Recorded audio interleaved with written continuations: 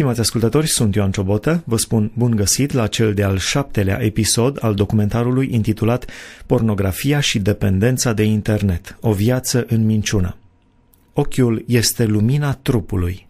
Dacă ochiul tău este sănătos, tot trupul tău va fi plin de lumină, dar dacă ochiul tău este rău, tot trupul tău va fi plin de întuneric. Așa că, dacă lumina care este în tine este întuneric, cât de mare trebuie să fie întunericul acesta, spune Domnul Iisus Hristos în Evanghelia după Matei. Știu că este un subiect sensibil și neplăcut, dar cred că trebuie să-l abordăm cu înțelepciune, cu bun simț și cu respect, dar în același timp cu fermitate și claritate. La fel ca alte vicii sau păcate, pornografia și dependența de internet sunt fenomene care distrug familii, suflete, oameni, caractere și destine și care lasă în urma lor lacrimi, revolte, dureri și despărțiri. Pornografia distruge într-un timp extrem de scurt cea mai gingașă și curată dragoste, chiar dacă este vorba de o relație sinceră de iubire care a durat mulți ani între doi soți. Curvia și erotismul, duse până la obsesie și nebunie de către televiziune și internet, constituie cel mai distrugător factor împotriva omului în mod individual, împotriva familiei, împotriva societății și a civilizației umane. Dacă drogurile creează dependență după 2-3 săptămâni de la prima doză, pornografia induce dependență chiar de la primele vizionări. Dar care sunt efectele mediei vizuale asupra creierului uman? Ne spune pentru început profesor dr. Voicu Tudorache, medic. Emoțiile puternice, fie că este vorba de cele produse de materiale erotice, care abundă în lumea internetului, fie de cele suscitate de violența ficțională a jocurilor video, e demonstrat că subminează activitatea emisferii stângi și blochează activitatea cortexului prefrontal, deci acelor filtri. Starea într-o cameră întunecoasă, cu privirea fixă și așa mai departe, toate concură la scăderea potenței creierului meu de analiză. Pornografia este în totală contradicție cu Biblia. Dacă pornografia induce excitarea și descărcarea sexuală cu ajutorul altcuiva sau a altceva decât a soțului sau a soției, Biblia condamnă cu toată fermitatea acest lucru și apostolul Pavel spune fugiți de curvie și să vă feriți de curvie. Iar curvia nu este doar actul fizic, ci Domnul Iisus Hristos spune că și dacă ai poftit sexual pe cineva în inima ta, deja ai înfăptuit păcatul curviei. Cum putem fi biruitori în această luptă împotriva ispitei? Irinel Ștefan. Scrie în Coloseni, capitolul 2 cu 15, zice atât de clar, acest cuvânt întărește garanția biruinței și el spune așa: a dezbrăcat domniile și stăpânirile și le-a făcut de ocară înaintea lumii după ce a ieșit biruitor asupra lor prin cruce. Iisus a dezbrăcat domnile și stăpânile. Care stăpâniri și care domnii? Care m-au ținut legat ani de zile, m-au ținut legat în masturbare, în pornografie, m-au ținut jos. Ei, el le-a făcut de ocară înaintea lumii și m-a ridicat în biruință. Păi dacă spune cuvântul că Iisus a luat robia roabă, cum adică a luat robia roabă? Ce mă ținea pe mine rob? Păcatul, el a făcut o roabă. Automat, dacă eu trăiesc în el și el este în mine și dacă eu am murit împreună cu Hristos și am venit la viață împreună cu Hristos, eu sunt biruitor, am robia roabă și eu, pentru că prin el, nu eu în el și el în mine. Este vorba așadar despre o bătălie spirituală pentru mintea noastră, o bătălie între pornirile care vin de la diavol și ceea ce ne spune Dumnezeu prin conștiința noastră. Din nou medicul Voicu Tudorache. Mai toată lumea spune: domnule, dacă în filmul ăsta nu este un viol sau nu este un act de violență, o crimă sau asta, nu are haz. Este un lucru extrem de periculos această afirmație. De ce? Pentru că televiziunea, prin filmele care le propagă, este un factor de diseminare și de accentuare a violenței extrem de puternic. Stăm de vorbă în continuare cu pastorul Ioan Brie, slujitor al bisericii. Am făcut un sondaj de opinie într-un complex studențesc din țară. Îi întrebam cam cât timp petreci pe site-uri pornografice pe zi. Și spuneau, în medie, o oră, 2. Dar era ceva absolut normal. Ce motivație le-am putea da oamenilor să le spunem că este ceva rău?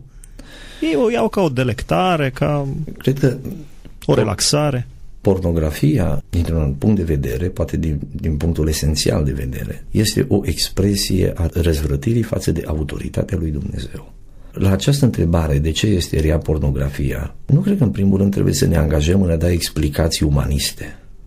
E rău pentru că, știi, te stăpânește, îți distruge familia, îți creează fantezii de nu știu care, duce la dependență, pune în evidență egoismul tău și continuăm cu o serie de explicații umaniste. Principalul răspuns în altă parte.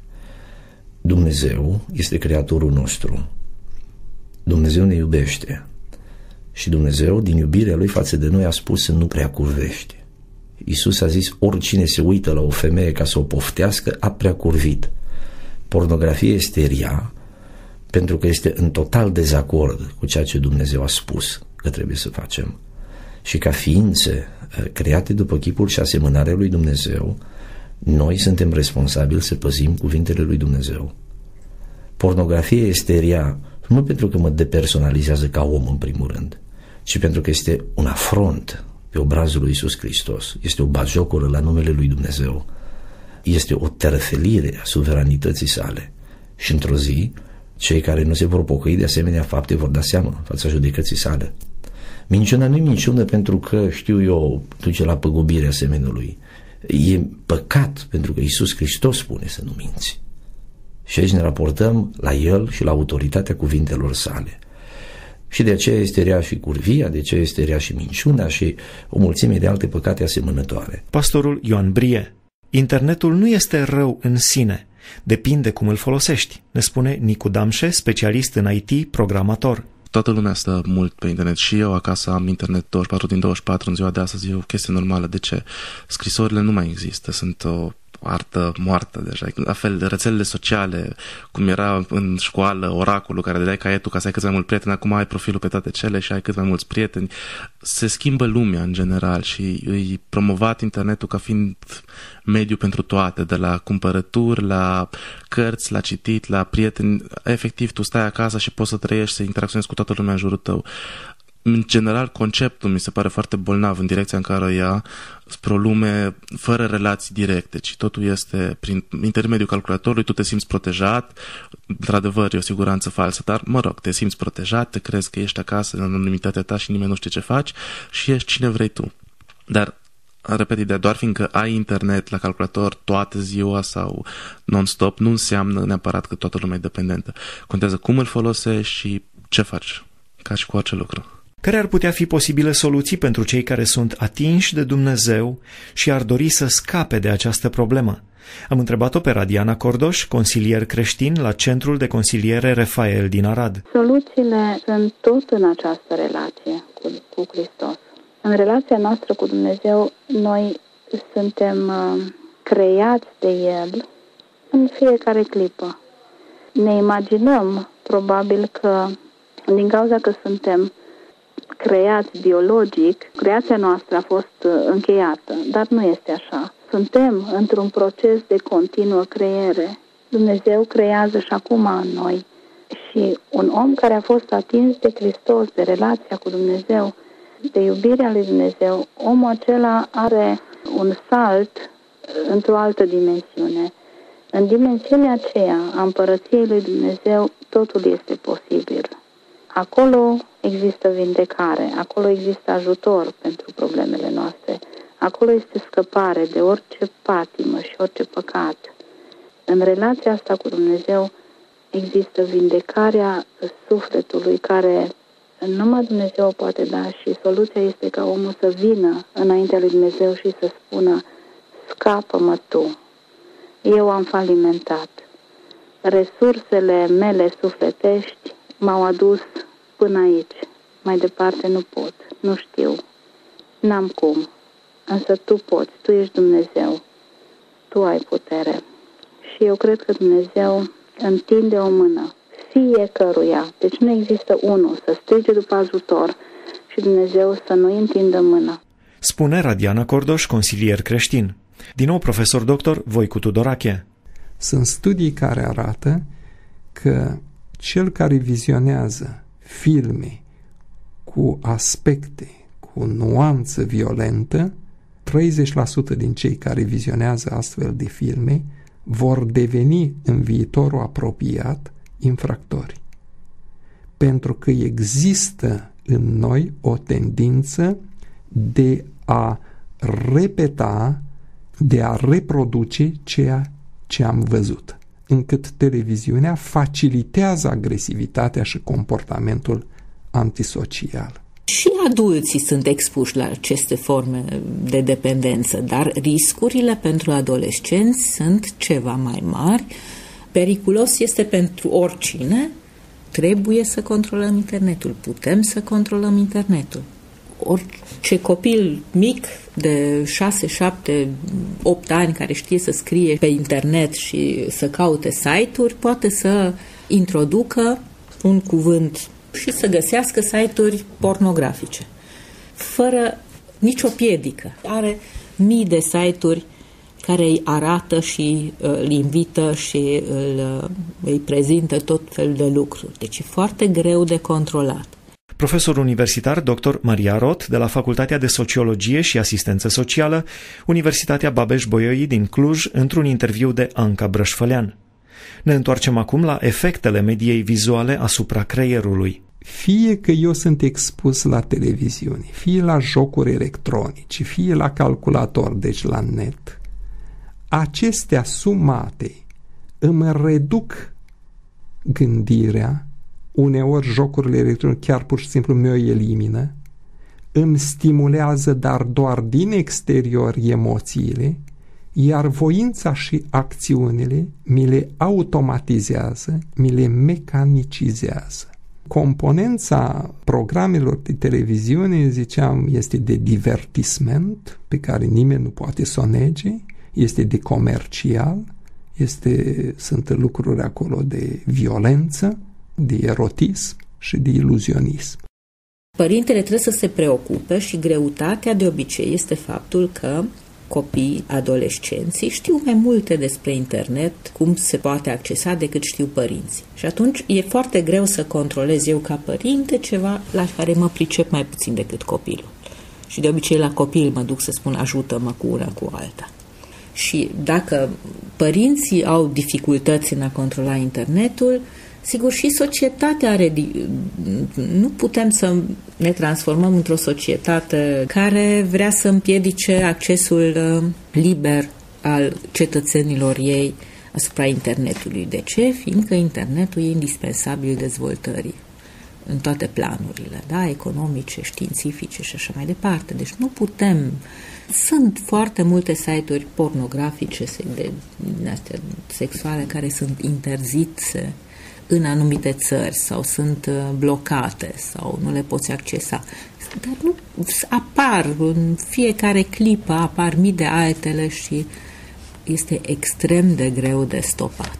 Colegul nostru, Radu Mureșan, a stat de vorbă pe această temă cu pastorul Iosif Țon, profesor doctor, licențiat al Universității Oxford din Anglia. Vreau să mai atrag atenția asupra unui flagel teribil, jocurile. Jocurile în computer sau jocurile pe care le cumpără copiii, 90% dintre ele sunt demonice, cu o violență extraordinară, cu imagini amețitori de corupătoare și cu cât sunt mai violente, cu cât sunt mai sexy, cu atât sunt mai atrăgătoare pentru tineri și pentru copii. Și creatorii lor știu lucrul acesta și de aceea le-au făcut așa, pentru că așa se vând. Părinții trebuie să știe. Părerea mea este nu-ți lăsa copiii la jocuri. Punct.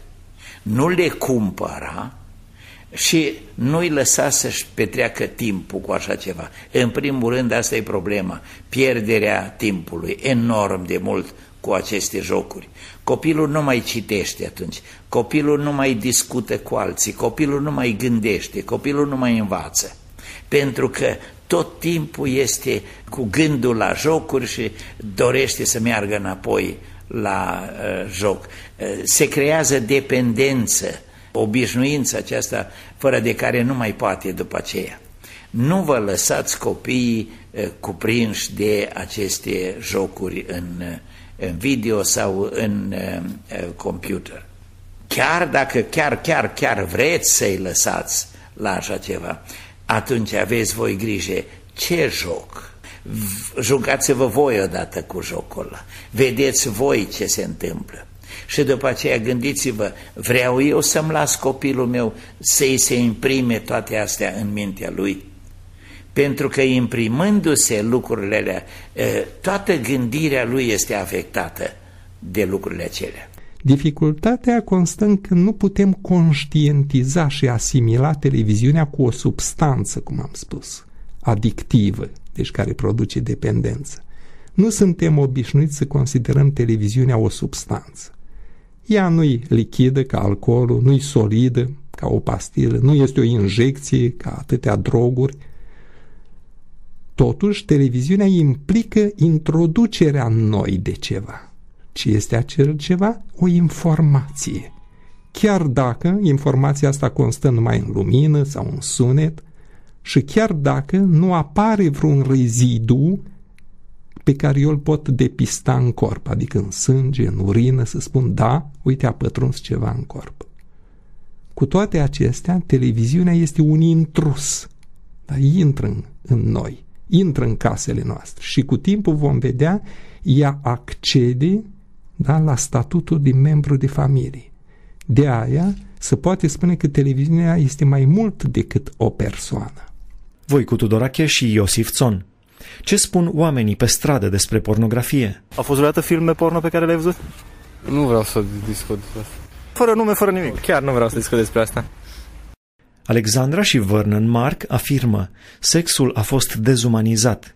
El nu mai este privit ca o relație construită pe iubire și responsabilitate, ci este privit ca un fel de sport.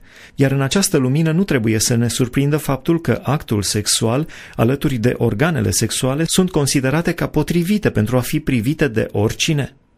Organizația Națiunilor Unite caută să impună pe întreaga planetă educația sexuală chiar pentru copii de grădiniță, începând de la vârsta de 5 anișori. Doi părinți responsabili care au un băiat elev în clasele primare au decis să-și mute băiatul de la o școală bună datorită faptului că l-au surprins vizionând în mod intenționat materiale pornografice împreună cu colegii și prietenii. Acolo dat de colegi, copii au unor părinți de bani gata, care își permiteau orice și asta a influențat negativ. Copilul nu trebuie ținut ca într-o cușcă, dar până la o anumită vârstă trebuie să-l protejăm cât putem noi de influențele negative care sunt în jurul nostru. Daniel a fost dependent de pornografie, dar a reușit să scape de acolo cu ajutorul lui Dumnezeu. Cum ai ascuns de părinții tăi? Bănuiesc că a fost o luptă continuă să ascunzi toate aceste înclinații ale tale. Diavolul a reușit să mă ajute să mă ascund foarte bine, chiar dacă aveam 10 de reviste pornografice, chiar le colecționam de-a dreptul, eram singur acasă, poate, în general așa se întâmplă, atunci când ești singur și nu te vede nimeni, atunci este tendința de a face ce dorești, pentru că nu te vede nimeni. Cu toate că, de fapt, te vede cineva, este Dumnezeul cel viu care vede toate lucrurile și care ne cunoaște chiar și gândurile noastre. Reușeam, bineînțeles, să mă ascund de părinți, mergeam la prieteni ca să vizionăm un film pornografic. Cei care devin consumatori de pornografie probabil va avea dificultăți să-și împlinească nevoile sexuale sau plăcerile sexuale, bucuria sexualității cu persoane reale. Ne spune profesor doctor Maria Roth. Cu persoane care nu sunt ca cele din pornografie sau nu fac aceleași lucruri, nu sunt dispuse să facă aceleași lucruri ca în pornografie. Și sunt studii care arată că consumatorii de pornografie devin mai agresivi, își bat mai mult partenerele. Da? Deci riscul poate nu e neapărat pentru ei, cât pentru relația lor și pentru partenerii lor. Dar nici ăsta nu este un comportament sănătos, adică și ei au de suferit, chiar dacă violența lor o suportă partenerii. Păi sigur că nu e sănătos, deci dacă ei devin violenți, nu putem spune că devin violenți neapărat fiindcă au consumat pornografie, dar și că internetul îi devină sau pornografia de pe internet e de vină pentru asta. Ei sunt de vină pentru violența lor. Ce părere are Dumnezeu despre pornografie? Ne spune un fost dependent de pornografie. Dependența de pornografie e o deviație. E o chestie anormală, la fel ca și homosexualitatea, la fel ca și consumul de alcool excesiv. Toate astea sunt deviații care nu sunt după placul lui Dumnezeu. Dumnezeu a intenționat lucrurile să fie altfel. Intimitatea unui bărbat și a unei femei se creează în cadrul căsătoriei. Tot ce vine în plus, orice fel de abatere de la această regulă pe care a lăsat Dumnezeu, mi se pare un lucru păcătos și cu siguranță nu-i plăcut lui Dumnezeu. Sexualitatea este explicit expusă peste tot, ceea ce influențează până și adulții și comportamentul adulților în negativ. Ați circulat mult și în străinătate. Există alte legi vis-a-vis de expunerea agresivă la sexualitate a omului de pe stradă? Unele sunt mai libertine. Dacă ne referim la Olanda, de exemplu, acolo ajungem la culmi. Dar, de exemplu, Elveția este puțin mai conservatoare. Felul cum se îmbracă oamenii în America, parcă nu sunt așa de indecenți. Mă refer mai ales la îmbrăcămintea domnișoarelor vara de la noi, ce are un impact negativ mai ales asupra bărbaților. Spunea cineva că femeile sunt îmbrăcate dezbrăcat sau strada este plină de carne goală și avea dreptate, din păcate. Ca să revin la copii, putem observa în stațiile de cum se uită la revistele expuse. Am avut odată o discuție cu un vânzător de la un chioșc care mi-a spus că și el îi dă nepotului revistele chiar să se uite. De atunci am hotărât să nu mai cumpăr de la chioșcul respectiv, pentru că consider că e total greșit și impactul acesta negativ asupra lor o să-l vedem și în anii care urmează în moralitatea civilizației noastre. În afară de oamenii maturi, adulți, care ajung dependenți de internet și de pornografie, ce anume îi poate împinge pe adolescenți spre asemenea dependențe? Profesor Virgil Drăgan. Fiindcă nu se crede iubit, fiindcă nu crede că va putea fi iubit vreodată, are nevoie de cineva acum. Pentru că omul nu e bine să fie singur. E la vârsta la care nu mai poți să-l împlinești tu, să împlinești tu partea aceea. E la vârsta la care are nevoie de cineva. Ori gândul că nu va putea fi iubit, că nu va fi acceptat pentru că are 2 coșuri pe față sau pentru că are 10 cm mai puțin decât ceilalți colegi ai lui, gândul acesta îl nenorocește. Gândul acesta roade. Gândul acesta nu-i de pace zi și noapte. Naște în inima lui invidie față de colegii care arată altfel decât el. Gândul acesta îl determină să caute soluții și soluția este unde? În lumea lui virtuală, în lumea pe care și-o poate face cum dorește el, în viața aceea și deschide și caută poze și vede și se îndrăgostește de cine vede el.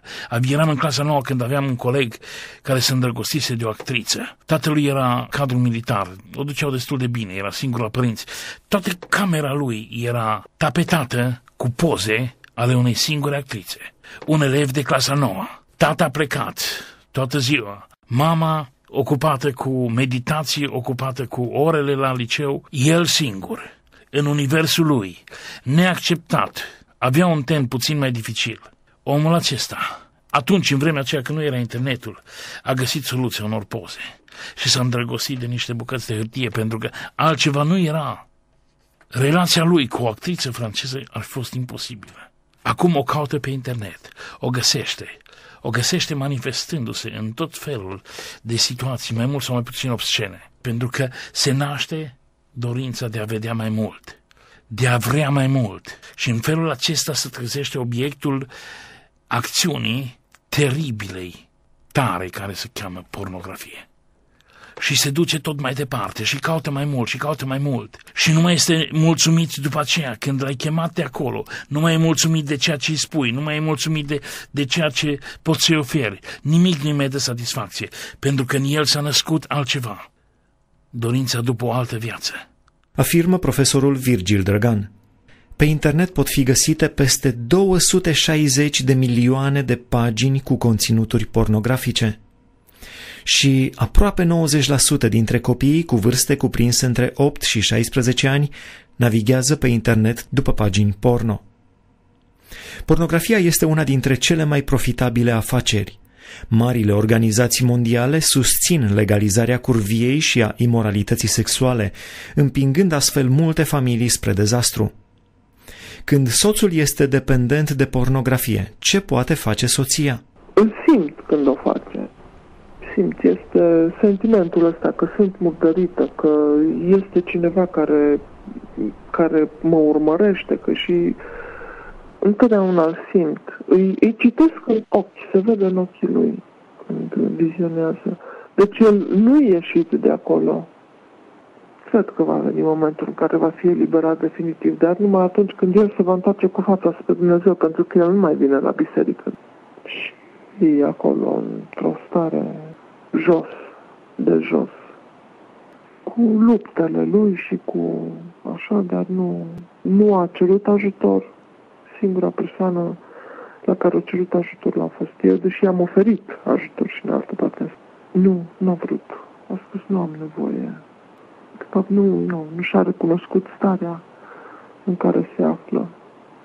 A spus că este normal și că eu nu sunt normală, eu nu sunt deschisă și nu am o viziune corectă asupra acestei probleme. Și acum el se află cumva într-o stare de genul ăsta. Nu am ce să fac, ești soția mea, te iubesc și țin la tine și trebuie să te accept și așa. Ce să fac? Deci, la ora actuală, asta e atitudinea lui. El este cel ce acceptă ca eu să nu mă comport ca una dintre femeile pe care le vede acolo. Expunerea prelungită la pornografie, realizată experimental, duce la o mai mare acceptare a promiscuității, atât la bărbați cât și la femei. Iar pe măsură ce promiscuitatea este considerată a fi normală, fidelitatea față de partenerii de viață sexuală se diminuează mult. Subiecții raportează că ar accepta mult mai ușor relații sexuale în afara vieții conjugale, cu persoane care de asemenea trăiesc cu altcineva, afirmă Virgiliu Gheorghe în cartea Efectele televiziunii asupra minții umane. Depinde oare de noi să rezistăm la aceste atacuri ale păcatului? Din nou Irinel Ștefan. Este clar că rămâne la atitudinea fiecăruia în parte dacă vrea să se împotrivească sau nu vrea să se împotrivească, dacă acceptă că are de dus o luptă reală, pentru că este evident faptul că avem toți de dus o luptă. Unii o subestimează sau o neglijează, iar alții o tratează cu foarte mare seriozitate această luptă pe care o are de dus. Apostolul Pavel dezbate foarte clar și el a tratat cu o foarte mare importanță lupta pe care o avea de dus. Și în Roman capitolul 7 există și este lăsat scris prin Duhul Sfânt despre lupta pe care acest om al lui Dumnezeu a dus-o în fiecare zi. Și în această direcție, pe lângă Apostolul Pavel și omul lui Dumnezeu Petru, și el de asemenea atrage atenția că există o luptă și el în epistola sa, în a doua epistolă de la versetul 2-11, el spune foarte clar: Preiubiților, vă sfătuiesc ca pe niște străini și călători să vă feriți de poftele firii pământești care se războiesc cu sufletul. El ne atrage atenția că există o luptă interioară, un război continuu între pofta firii pământești și noi înșine. Trebuie să luptăm în fiecare zi cu această poftă a firii pământești. Este reală și este atât de autentică. Trebuie tratată cu foarte mare seriozitate. Dr. Jerry Kirk spune: pornografia distruge chipul lui Dumnezeu din oameni. Noi suntem creați după chipul lui Dumnezeu. Pornografia duce la dependență. Pornografia se încolăcește în jurul celor pe care îi ademenește ca un laț care strânge tot mai tare. Pornografia este împotriva credinței creștine. Ea își bate joc pe față de convingerile creștine. Disprețuiește fidelitatea în căsătorie, moralitatea și devotamentul față de Hristos, spune Jerry Kirk. Doamne, te rugăm să dai Tu înțelepciune tuturor ascultătorilor care se confruntă cu aceste probleme, în primul rând să înțeleagă faptul că aceste dependențe sunt păcătoase și să se întoarcă din toată inima la Tine pentru a fi purificați, curățiți și născuți din nou, din apă și din Duh. Stimați ascultători, ați urmărit cea de-a 7-a parte a documentarului intitulat Pornografia și dependența de internet, o viață în minciună. Chiar dacă este un subiect sensibil și neplăcut, cred că trebuie să-l abordăm cu multă înțelepciune, cu bun simț și cu respect, dar în același timp cu fermitate și claritate. Sunt Ioan Ciobotă, vă mulțumesc pentru atenție.